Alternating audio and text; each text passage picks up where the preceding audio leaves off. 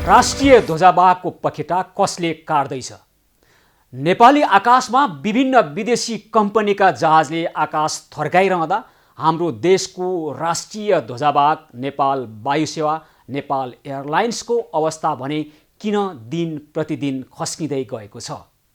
आज लाखौं युवाहरू विदेशिएका छन्। न त उनीहरू विदेशिँदा न त स्वदेश फर्किँदा नै आफ्नै ध्वजावाहक जहाज चढ्न सकेका छन्। विदेशी विमानमा महँगो टिकट काटेर उनीहरू यात्रा गर्न बाध्य छन्।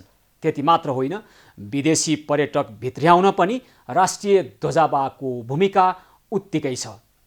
चिरफार गरेर बुझी ल्याउँदा निगमलाई असफल पार्न र व्यवस्थापनको प्रमुख फेरेर आर्थिक व्यवस्थापन गरिने हवाई माफियाहरूको चलखेलमा सधैँ मन्त्रीहरू रुमलिने विषय नयाँ भएन र अहिले पनि त्यही सुरु भएको छ।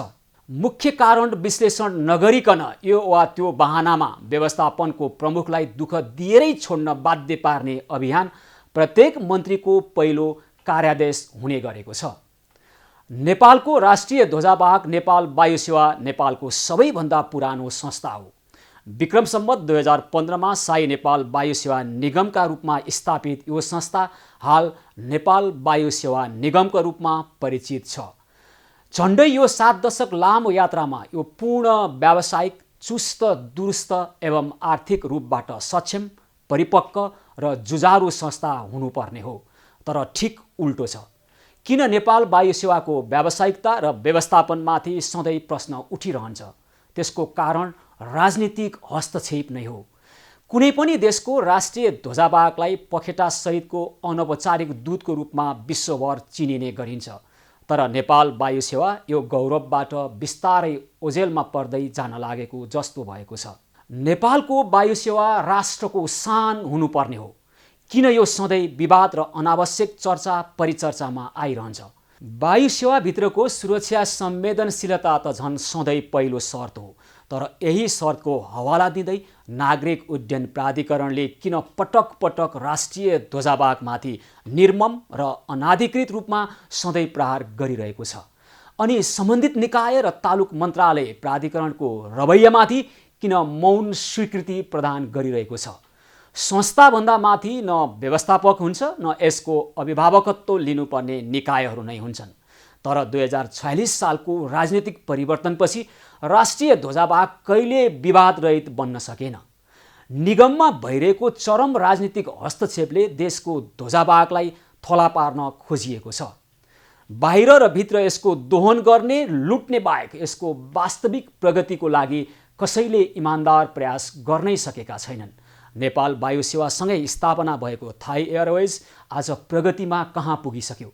नेपाल वायुसेवाभन्दा पछि स्थापना भएका कतार, इतिहाद लगायतका विभिन्न विदेशी कम्पनीका विमानले विश्वमा निकै तरक्की गरेर ख्याति पाएका छन्। उनीहरूको प्रगति लोभलाग्दो छ।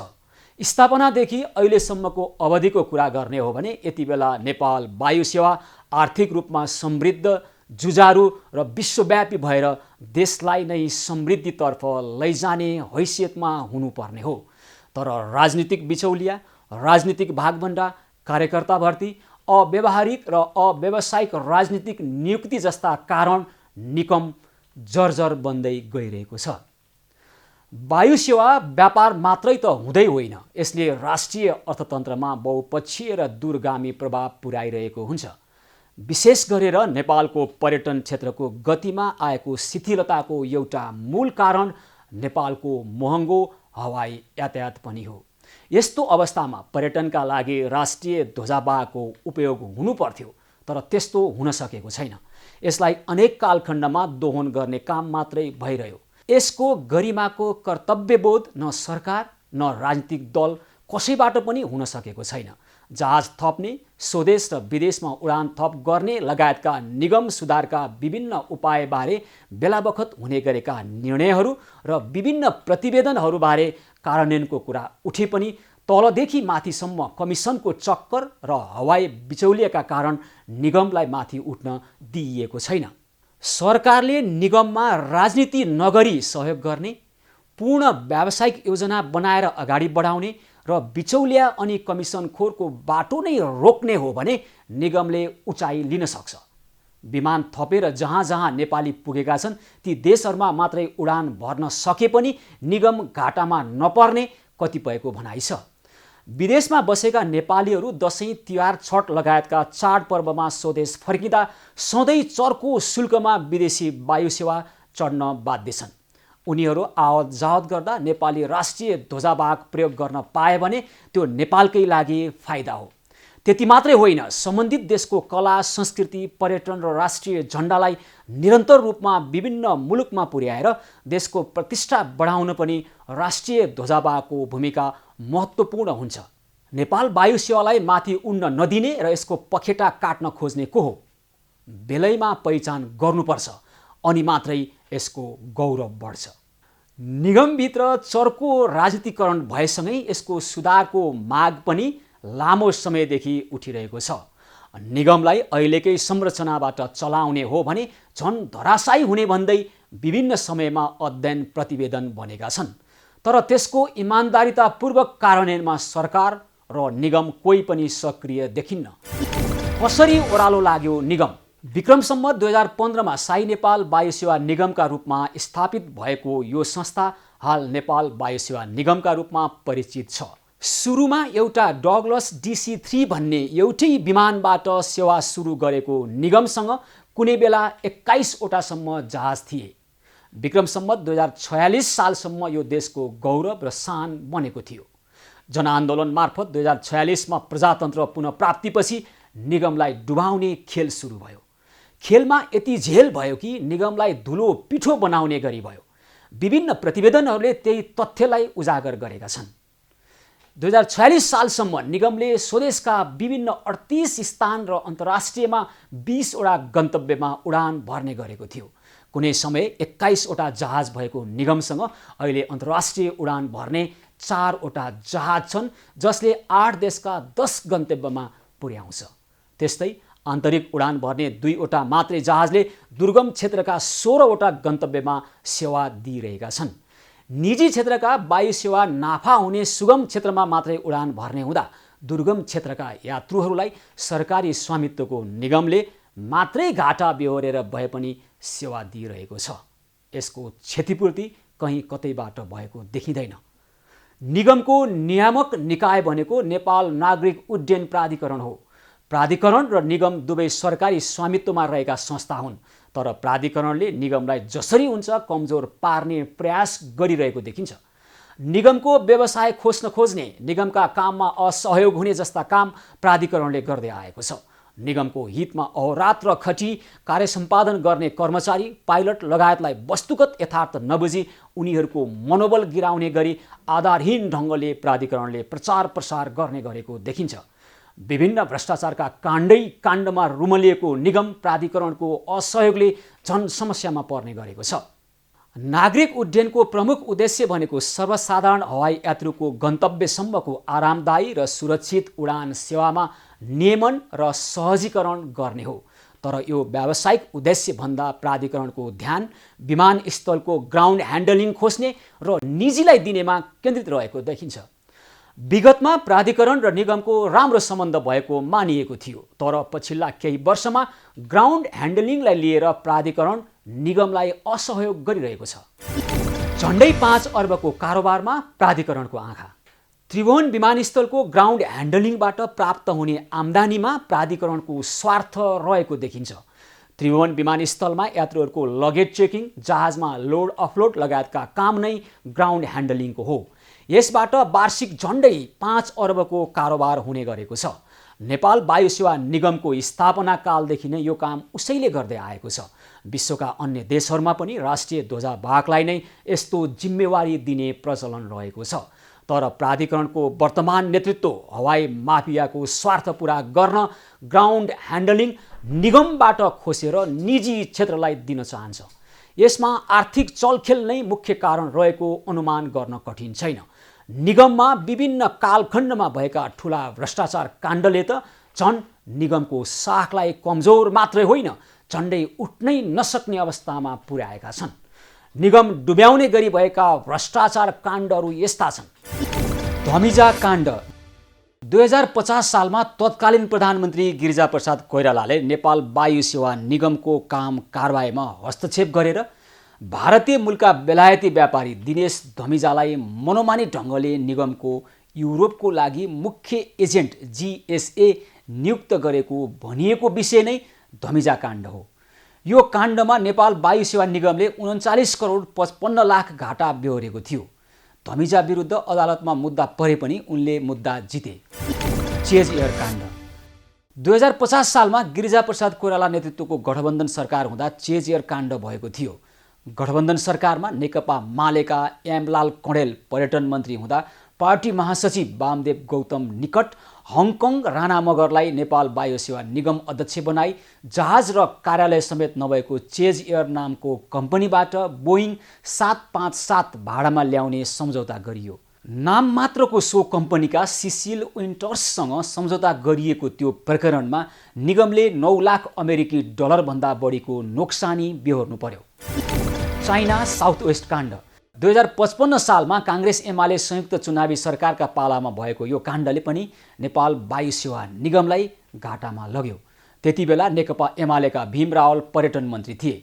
सरकारले बिकेमान सिंहलाई निगमको कार्यकारी अध्यक्ष बनाएको थियो।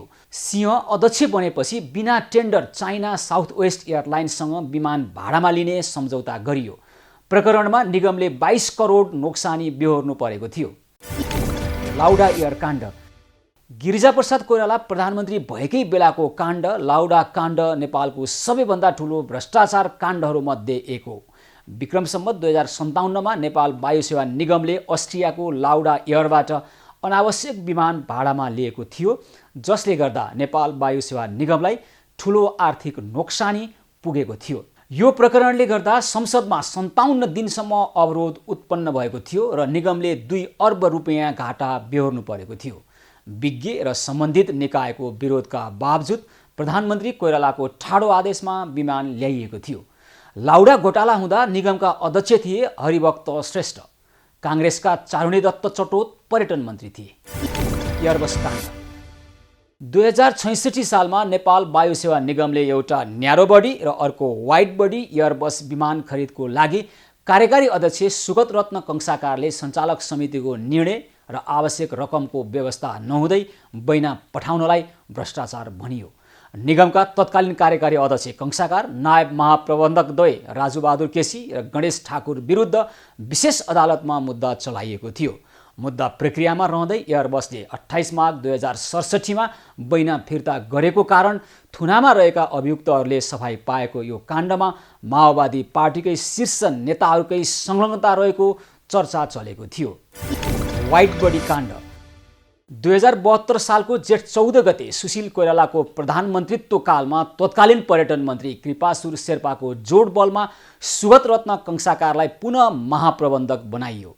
त्यसपछि निगमले 2वटा वाइड बडी विमान ल्याउने प्रक्रिया थाल्यो र विमान ल्यायो पनि। 2075 असार र साउनमा गरेर 2वटा वाइड बडी जहाज नेपाल ल्याइयो।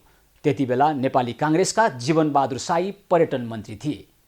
विमान खरिद र भुक्तानीमा 1 अर्ब 47 करोड 10 लाख 85 हजार रुपियाँ बराबरको हानि निगमलाई भएको मानिएको छ। यसमा साईसहित 32 जनालाई अख्तियारमा मुद्दा दायर भएको छ। 24 जना बाहेक यसमा बाँकी सबै विदेशी छन्। अन्तर्राष्ट्रिय हवाई यातायात सङ्गठनको प्रक्षेपण अनुसार वायु सेवा कम्पनीहरूको नाफा करिब 2.7% हुने भनिएको अवस्थामा निगमका वाइड बडी खरिद कार्यमा कर्मचारी सञ्चय कोष र नागरिक लगानी कोषसँग करिब 11% महँगो ब्याज दरमा ऋण लिएर निगमलाई धराशायी पार्ने काम भएको छ। वाइड बडी भ्रष्टाचार हो भनेर अख्तियार दुरुपयोग अनुसन्धान आयोगले मुद्दा नै चलाएको छ। यसबारे सञ्चार माध्यमहरूले 60 लाख अमेरिकी डलर भ्रष्टाचारको सप्रमाण बेलिविस्तार दिएका थिए, तर राज्यले यसमा आँखा चिम्लिएको छ। चिनिया जहाज काण्ड निगमले चीनको एभिआइसी कम्पनीबाट 2070 सालमा 2वटा MA60 जहाज ल्यायो, जसमा एउटा जहाज उपहार स्वरूप नेपालले प्राप्त गर्यो भने अर्को सहुलियत ब्याज दरमा ल्याइयो। यसपछि निगमले 2071, 72, 73 र 75 सालमा गरी अरू 4वटा Y12E चिनिया जहाज ल्यायो। त्यसमा पनि एउटा अनुदान र अरू 3वटा सहुलियत ब्याज दरमा नेपाल ल्याइयो। अनुदान र सहुलियत ऋणमा गरेर चीनबाट 6वटा जहाज नेपालमा ल्याइयो, तर यी विमान नेपालको भौगोलिक अवस्थालाई अध्ययन नै नगरी चीनबाट ल्याइएको थियो। यी जहाज सञ्चालनका लागि चिनिया पाइलट र चिनिया प्राविधिक चाहिने भयो। यी जहाज केही समय उडाउने बित्तिकै बिग्रिन थाले र यसको पाट पूर्जा चीनबाट नै ल्याउनु पर्ने अवस्था भयो। त्यसकारण ती जहाज सञ्चालनमा आउन सकेनन्। जबकि नेपालमा प्रयोग हुन नसक्ने जहाज किन ल्याइयो भनेर प्रश्न उठ्यो। 6 अर्ब 67 करोडमा ल्याइएको विमानको घाटा नै 8 अर्ब पुग्यो। यी जहाज ल्याउँदा पनि तत्कालीन निगमका पदाधिकारी लगायतले 4 अर्ब घोटाला गरेको आरोप लागेको थियो। एमालेका तर्फबाट तत्कालीन पर्यटन मन्त्री बनेका योगेश भट्टराईको निर्देशनमा 2077 साउन 15 गतेबाट यी जहाज ग्राउन्डेड गर्ने निर्णय गरी थन्क्याएर राखिएको छ। यी माथिका काण्डहरूले निगमलाई डुबाउन राजनीतिक नेतृत्व पनि जिम्मेवार रहेको देखिन्छ। राजनीतिको आडमा हुने राज्य कोषको दोहन र राजनीतिकै छत्रछायामा हुने भ्रष्टाचार र भ्रष्टाचारीलाई जोगाउने तथा उम्काउने प्रवृत्तिले आज निगमको दुर्दशा भएको छ। यसो भनिरहँदा हालको निगम व्यवस्थापनले थली नै लागेको निगमलाई नाफामा लैजान गरेको प्रयास पनि सकारात्मक छ। यता केही वर्षदेखि निगमलाई रणनीतिक साझेदारीमा लैजान सकिने गरी बहस पनि भइरहेको छ। यो विकल्प पनि राम्रो हो। रणनीतिक साझेदार खोजिँदा विश्वका सक्षम र उत्कृष्ट विदेशी विमान कम्पनीलाई भित्र्याउँदा हुन्थ्यो कि केही निश्चित परिमाणमा सेयर दिएर व्यवस्थापनको सम्पूर्ण जिम्मेवारी दिन सकिने कुरा पनि हुन सक्छ। तर यो नै सम्पूर्ण र अन्तिम विकल्प भने हुँदै होइन, किनकि रणनीतिक साझेदार भित्र्याउँदैमा कायापलट हुने होइन। यसले त नेपाली ध्वजावाहकलाई अन्तर्राष्ट्रिय बजारमा प्रतिस्पर्धी बनाउन मद्दत गर्ने र निगमको अवस्थामा सुधार ल्याउने मात्रै हो। त्यसकारण राष्ट्रिय ध्वजावाहकलाई सक्षम र सबल बनाउन छुट्टै ऐन बनाएर स्वायत्त संस्थाको रूपमा अघि बढाइनुपर्छ। जसरी विश्वका विभिन्न विमान सेवाहरू स्वायत्त संस्थाका रूपमा अघि बढिरहेका छन्। यसो गर्दा नै फेरि निगम बौरिएर उठ्न सक्छ। निगमको अझै पखेटा काटेर उड्न नसक्ने बनाउनु हुँदैन। आर्थिक रूपमा निगमलाई सबल र सक्षम बनाइनुपर्छ। नेपालको हवाई सुरक्षाको विषयलाई लिएर युरोपेली युनियनले प्रतिबन्ध लगाएको छ। युरोपका आकाशमा नेपाली विमान सन् 2013 देखि उड्न सकेका छैनन्। अवरोध खुलाउन प्राधिकरण जिम्मेवार बन्नै पर्छ। अनियमितता र हस्तक्षेपको शिकार हुनबाट नेपाल वायु सेवालाई जोगाउनुपर्छ। निगमलाई राजनीतिक हस्तक्षेप र अनियमितताबाट जोगाउँदै यसको पखेटा फैलाउने काममा अब ढिलाइ गर्नुहुन्न। निगम सबैको गौरव र शान बन्न सक्नुपर्छ।